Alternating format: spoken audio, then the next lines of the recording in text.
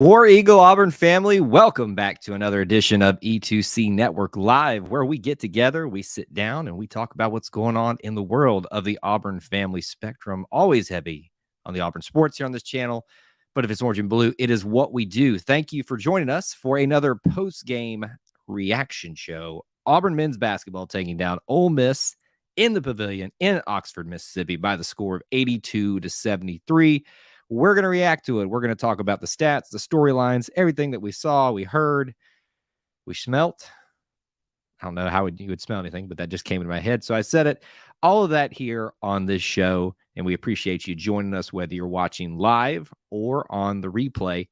Appreciate you coming here however you can, whether you're on YouTube, Facebook, Twitter, all that stuff. Speaking of that, right now, what we would love for you to do is as you come into the stream, please do make sure that you post where you're watching from, city, state, and international. And by the way, I know my audio was going a little out right there. I just fixed it for you guys. As you're coming in, post where you're watching from, city, state, international. Please do let us know where you're getting here tonight. And also, right now in the chat, we'd love to know where you're watching from, city, state, international, with a War Eagle, and smash that like button. I think I said that like 5 times in a row, but that was me trying to do things on the back end of here and try to get the stream quality up for you guys. So yes, post where you're watching from, smash the like button, and we're going to say hello to a few of you guys tonight. Initial thoughts for me about this game. Honestly, it's not that I'm shocked by this team because we've seen them kind of go up and down, up and down. We felt like it was going to happen a lot like that in SEC play throughout the season tonight. But we had a resounding response by the Tigers against the team that they traditionally have had a little bit of trouble against, especially on the road in Ole Miss. Just one of those teams that we always seem to kind of have some problems with. But we go on the road, we face minor adversity, and we respond in kind and do really good things to be able to put ourselves in a position to make a more comfortable win at the end of this thing and not give the home field advantage a opportunity to take hold of what could potentially have been another embarrassing loss on the road in the SEC. Because personally, this Ole Miss team, I'm kind of shocked to say from what I saw tonight, a lot of talent, but they looked a little, I hate to say it, pedestrian. And that's kind of shocking to me under a Kermit Davis coach team. So initial thoughts from me, but let me say hello to a bunch of you that are already here. Man, we got a good crowd already here assembled. I see Tyler and Ryan were having fun in the chat pre-show, so always appreciate that so much. EKW checking in. Good to see you. Thomas, Linda, Kelly, Rob, back in the U.S. Where were you, Rob? I know we have missed you for a while. Thomas, I already said hey to you. Jackson, thank you. What about Chris Brown tonight? Yeah, we tweeted that out. Apparently the commentator could not get the correct name for Chris Moore. It's Chris Moore, not Chris Brown. It was starting to annoy me as well. Devin, Ryan, and Forest Hills, Montgomery, WT, and Tyler also his partner in crime in Forest Hills right now. We got Jacob Fielder, Rise Life. Who else have I? Man, we got a great crowd here. WT, I think I said hello to. Yeah. So there you go.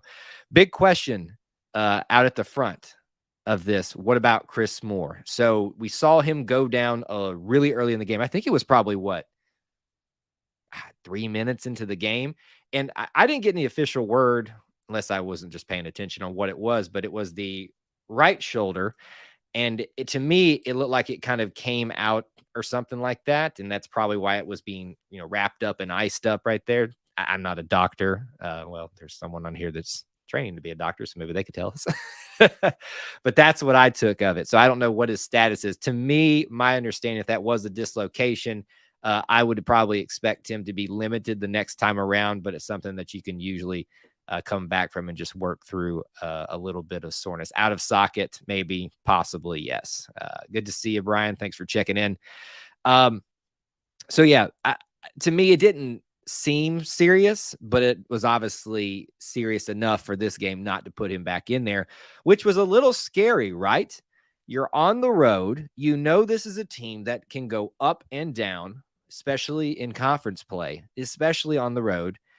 What you don't want to have happen is the group that gets you started every single game, Janai Broom, Wendell Green, Chris Moore, Jalen Williams, Zep Jasper, one of them to go down and not be able to get a good footing, get set up for a good start on a road game. So I was kind of worried that that was going to be a factor in this game, but it obviously wasn't, even though Ole Miss did kind of use their home court advantage and get out to a little bit of lead there in the game. That injury didn't end up being that big of a deal. Linda says, when my hip was dislocated, I couldn't move. So I would imagine that Chris Moore, when that happened, his face seemed like it. He was in a lot of pain and will be very sore, probably even when he wakes up in the morning. He's probably already sore, but sore when he wakes up. So that's just my interpretation of what went down. Dislocation, popped out of socket, going to have to be iced and work through some of the soreness, limited the next game. Maybe even give one of these guys who's playing very well an opportunity to get a start next time around. But we'll just wait and see what happens. I know that's the most boring phrase in all of commentary, but we'll have to wait and see what happens with that. Since we're on the subject of that tonight, let me talk about the rest of the. I mean, tonight was a night of getting injuries, banged up. Janai got smacked in the face. One of his fingers, he seemed to have jammed or something like that, and came out with it wrapped up, and then immediately wanted it off because it was affecting his play. And then Wendell Green also had to go out for a little bit at the start of the first half. So it kind of got scary there for a second. You had Chris Moore go down, Wendell Green have to go sit out for just a little bit. And at some point, Janai felt like he was just going to fall apart the amount he was getting fouled and stuff like that. But thankfully, that didn't amount to much tonight. All right, let me take some of your initial commentary here. Right. Green's free throws were great to see. Let me go take a quick peek at it. Oh, buddy, I'm going to be super excited when we get the stats tonight. But yes, there's a lot of stuff to smile at tonight. Here's the one thing about this game tonight that is the most boring thing. It was a kind of a boring game. But couldn't we all use that? Let's think about it. The Florida game, down to the wire, literally just had to, make it at the last second. The Georgia game was nerve-wracking and disappointing all at once. Arkansas, even though we beat them by enough, there was always that fear that their talent was just going to flip that switch and we would be in a game again. That's how talented Arkansas is, even in a non-Super Bowl game. That's for the Arkansas fans out there. But yeah, having Green step up, having, a lot of people step up in these last couple of days has really turned this team around for now, right? A lot of people are taking note of that.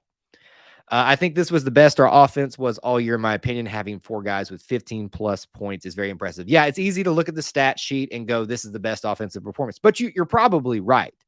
That's what shows you that your offense was doing really well. And 82 points, it's up there. I would call it like in the range of an above average, especially for this Auburn team, scoring team, but just in general in college basketball. I usually say, I feel like if the winning teams in the mid 70s, the losing teams in the, mid 60s, maybe in the low 70s themselves, that's your average college basketball score. When you're pushing up into the mid to upper 80s and 90s, that's it. That either means no defense was played or somebody had a really great night. So I'd call this an above average night for a college basketball team, but probably more than that for this Auburn offense. Broom proved himself tonight. Wendell Green's fancy plays actually worked. Are you saying they didn't work before? Listen, I love the freedom that Bruce Pearl gives these players because it allows them to create things that we, frankly, 5 years ago wouldn't have seen because they didn't necessarily have, it's not that they didn't have the talent or the ability. They didn't have the confidence to be able to pull some of those things off. Let's see here.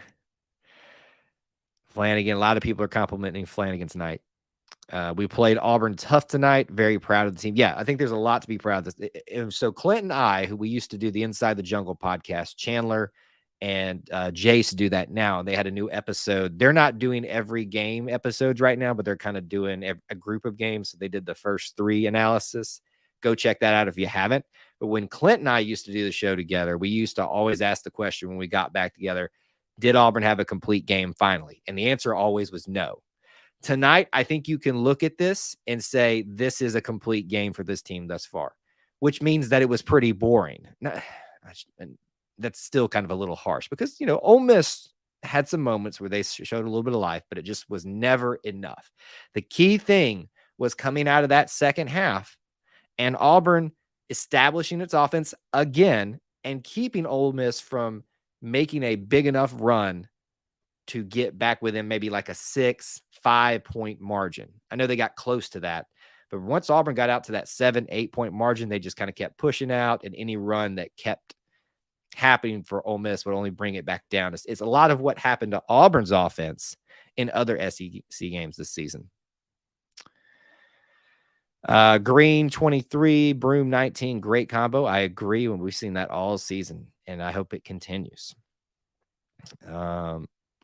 They almost made an incredible run at the end. Did I miss something? I don't think it was an incredible run, and they lost by 9. And I know that was the last minute there with free throws and stuff, but I didn't think it was that incredible run. Maybe I missed something. I was managing a bunch of things here behind the scene to get the show going on time for you all. Yeah. Rebounding, wonderful. We're going to go through that all in just a little bit.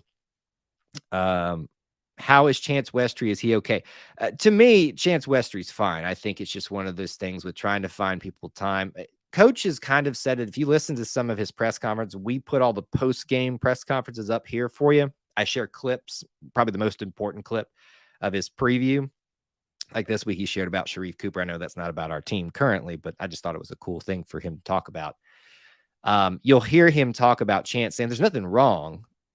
They're just trying to figure out what's best for the team right now with how everybody's performing. Speaking of that, we've also been concerned about Juwan Traore, how he's been maybe statistically not contributing as much as we had hoped so far. He gets 2 points tonight in 9 minutes of play, but he seemed to kind of open himself up a little bit more after he scored that basket and wanted to try something else. So maybe that's the start of kind of letting him finding some more footing as the season progresses a little bit, because I would love to see the hype of Juwan Traore materialize with this team. A lot of questions and comments coming in tonight. Okay. I'll take a few more, then I'm going to go over to my storyline notes so that we can move right along in this. They made some decent 3-point shots, but fell off. Yes, this is one of my storylines I wanted to talk about. So it was a little scary in the first half because you had an Auburn offense that seemed to have found a stable footing to work off on a road game. The problem alongside that is Ole Miss was knocking down threes. So here's the scenario that could have happened, is that if they hadn't established that offense early, they hadn't found their footing, and those 3 shots were still going down for Ole Miss, we could have found ourselves in a very similar situation that we did at the Georgia match. Because what happened there, we let them get out to a significant lead, and anytime we would fight back, we would get within like 4, 3, maybe 1 or something. Maybe we'd take 1 point lead and couldn't get back up to a point where we could stay competitive the entire game. That's what could have happened here. But because we established the pace, the tempo on offense, and said we're going to dictate what happens in this game, even on the road, worked out. Frankly, there's been a lot of discussion after the frustrating loss to Georgia, and then some other games where the offense really didn't look good, about some coaching decisions by Coach Bruce Pearl. When I see people make comments like that off of just a short window of things not going perfectly right, I always question that, because we're taking that moment and applying it across the entirety of a season. Now, if you want to, like, at the end of the season say, yeah, this wasn't Bruce Pearl's best coaching year, and here's A, B, C, D, E. But basketball is a long season. Let them figure it out and work through the ups and downs. And we appeared to right now work through a little bit of an up and down, even with things like injuries and people having hot and cold streaks. KD is still in a little bit of a cold streak. Tonight, only 4 points. Again, I asked the question, what happens when KD Johnson, his shots start going down? And when going down, obviously scoring points, to clarify there. I think Ole Miss is the dustbuster section of the league. He probably should have beaten them by more, or we should have. Love the road win. So one of the funny things tonight on the broadcast, if you were watching and not listening to Brad Law and Andy Burcham, but if you were watching the TV broadcast, there was apparently a pair, at least a group of students really messing with Wendell and having some fun, and then Wendell had fun at their expense. So there doesn't seem to be a lot of energy and hype right now. And I know it's an 8:00 game for them. It's a late game for them, but still around Ole Miss basketball, which is it's an odd place to find Kermit Davis and Ole Miss basketball right now. Not a great start for them. 0-4 on the season. Auburn's 3-1. So, tale of two cities at the moment with two good coaches. Devin has given us an update on the meme count currently 295 tweets in 12 minutes. I have a feel. You know what? I meant to do this earlier. I'll do that in a second. Sorry, I'm kind of having a bunch of thoughts here. I have a feeling it's not going to be too high tonight. Not a lot of energy behind this game. And in some ways, that's a good thing.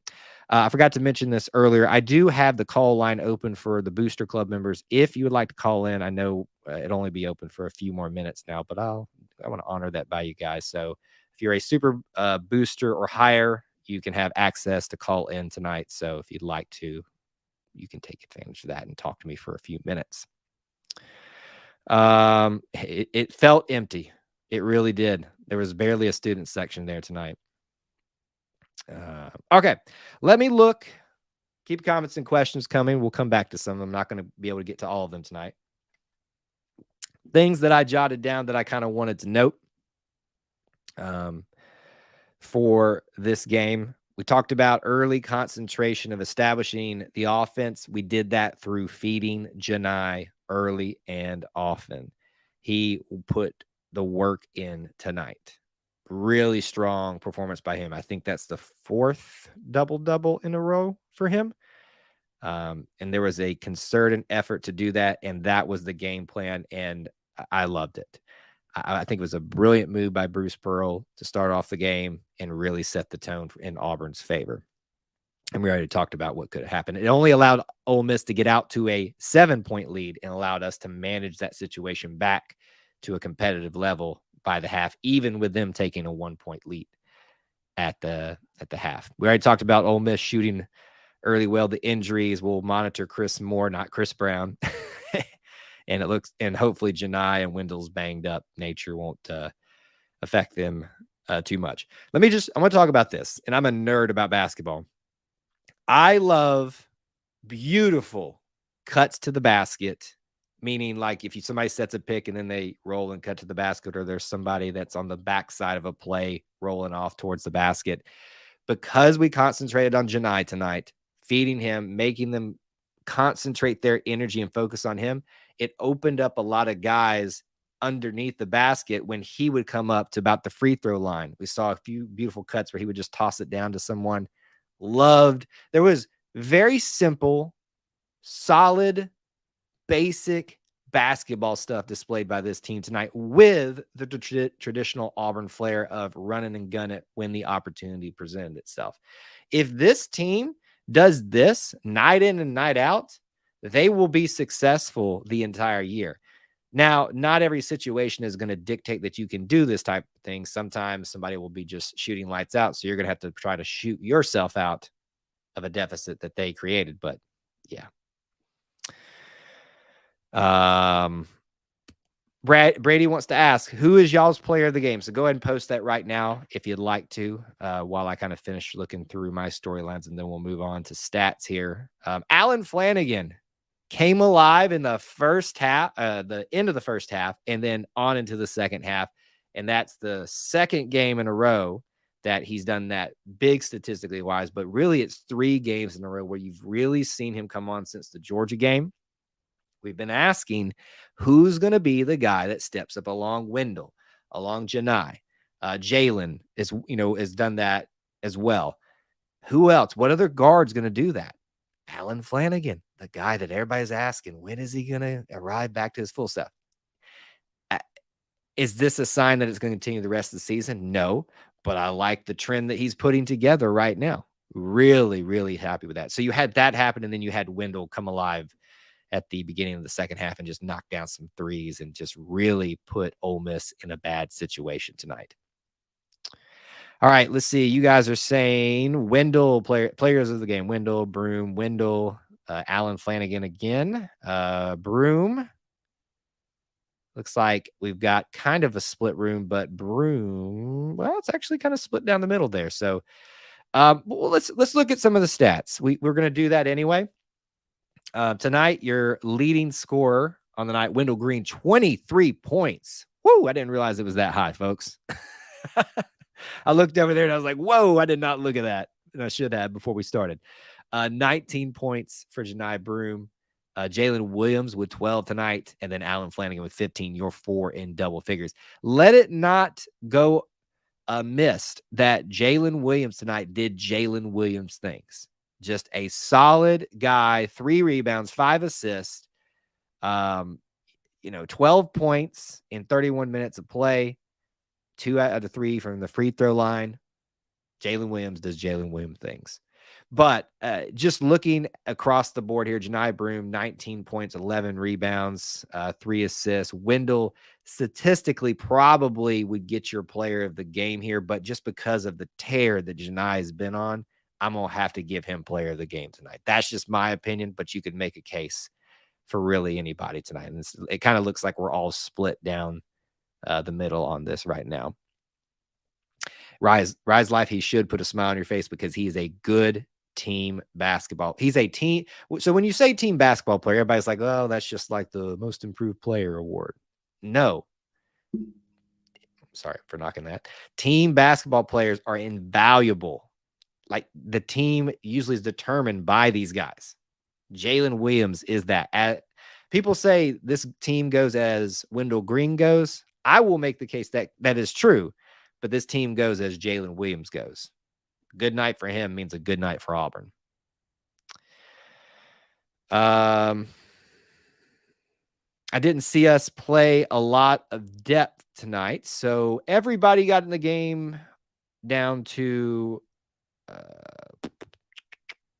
obviously Chance Westry didn't get in the game because he hasn't been playing a lot lately. Leor Berman got in the game. I mean, we played about as much depth as we can, as we normally do, unless I'm misunderstanding your point there.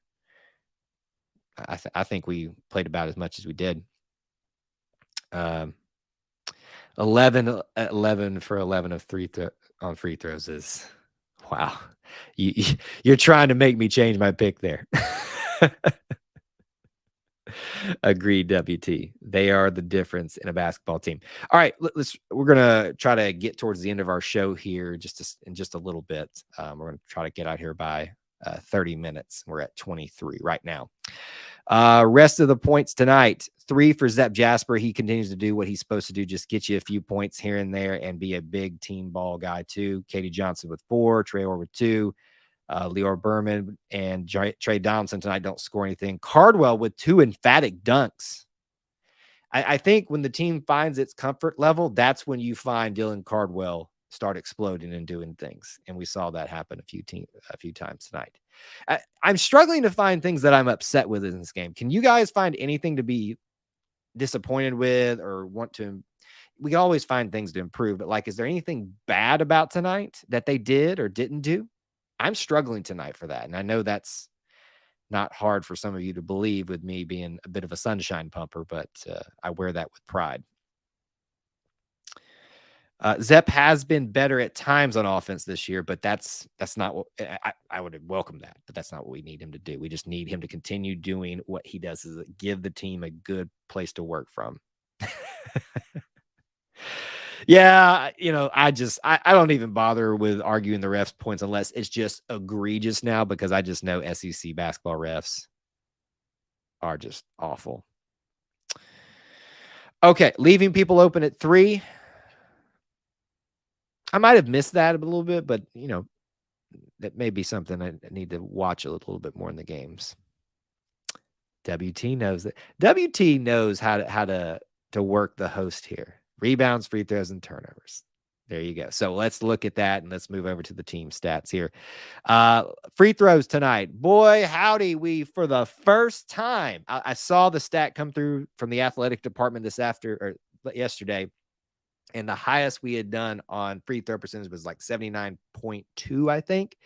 Just shy of my mark of 80%, 82% for the night. Now, Ole Miss as well, let me tell you, 89%, that's impressive. Very impressive. It's what probably kept them as close as it did. But even with them winning technically the free throw battle tonight, I'm still putting that as a win in Auburn's column because 82% is solid. You're not going to make them all, but you better make 80% of them. Turnovers tonight. Auburn wins that by 1. We only have 10 turnovers, and they only have 11. And honestly, about 2 or 3 of those were really kind of sloppy play towards the end of the game. So it really probably was like 9 or 8, something like that, if we're a little bit less lackadaisical. Rebounds, 38-28. That's the difference right there. 10-point differential. Doubled them up on offensive rebounds, second chance points opportunities there. That was huge. Absolutely huge. So we win those categories, and thus we win the game. Doesn't always work out that way, but I'd say 9 times out of 10, it probably works out in that area. Other important notes tonight, 49% from the field for Auburn. Great shooting night overall. 3-point percentage was 29%. We've already mentioned free throws. What other things do we want to point out here? Bench points tonight, pretty good for both teams. 25 for Auburn, 27 for Ole Miss. Both very talented squads there. And I forgot to mention Morrell for Ole Miss went off with 24 points. That's impressive. Just 1 more than Wendell Green.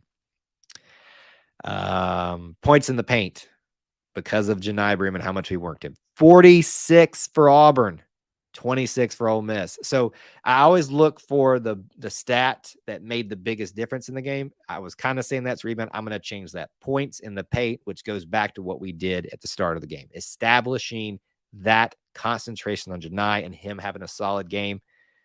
Points in the paint. That's the big stat of the game for me. What else? They beat us out in blocks, 8. We only had 1, but we had 8 steals and 19 assists to their 14. So all in all tonight, I really find very few things to be upset with, if any. I think this is the most complete game that Auburn's put on the table, especially in SEC play. Very impressed. And the Arkansas game, very impressed with that, obviously. But, that high energy kind of takes it away a little bit. You went on the road against the team you should have beat them by enough, didn't do a lot of fancy things, but did the right things to win the game. We need shirtless Bruce Pearl. I think Bruce Pearl would disagree with you. I think he's done with that.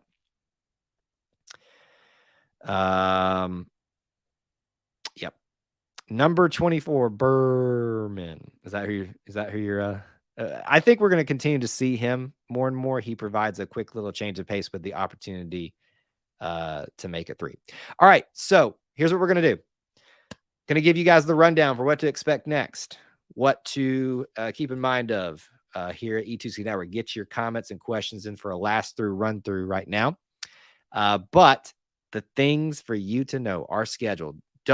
Main thing I want you to do, don't miss tomorrow night. We are back in the saddle. Auburn Family Night call-in show. Would love to see some of your smiling faces on the call-in screen or just in the chat in general. I am probably going to do another 8:30 Eastern time, shorter live stream on a topic. Haven't decided exactly what or if that's going to happen yet, but I'm kind of trending in that direction these days. So I'd always kind of say tune in if you are able to in the mornings, or at the very least come back and check and see if there was one later on in the day. Check out all those things that we have for you tomorrow. If you're not a subscriber, you need to be. We have a subscriber giveaway on for a signed Auburn football prize package. Be a channel member. Be a Booster Club member. You can do those things. Any other links in the description to help support our content here. But the main thing we need you to do is just be here, be a part of our little family within the Auburn family, and smash that like button. It's the biggest thing that you can do for us. I know it seems silly. Honestly, smashing the like button, dropping a comment on the videos after the fact too are huge. Last minute comments and questions here. Is anyone concerned about Kentucky at this point? Just curious. Yes, especially since we're playing in Rupp Arena. Don't discredit this Kentucky team. Are they struggling? Yes, but it is still Kentucky. I love watching them fail, but I will not take them for granted. More concerned about South Carolina. South Carolina seems to be, very rising right now. So they could be of concern, definitely. And Frank Martin's not even there to coach them.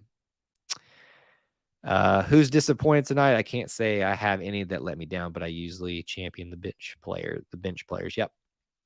All right, guys. Well, that's going to do it for our post-game live stream. Hope to see you tomorrow night, 8 p.m. Eastern time. Don't miss it. Call-in show. We'll talk about anything and everything. No agenda. It's just all about you. Yes, Ryan. Thank you guys so much for being here and tuning in to this post-game live stream and being part of our little family within the Auburn family. Until I talk to you again, War Eagle.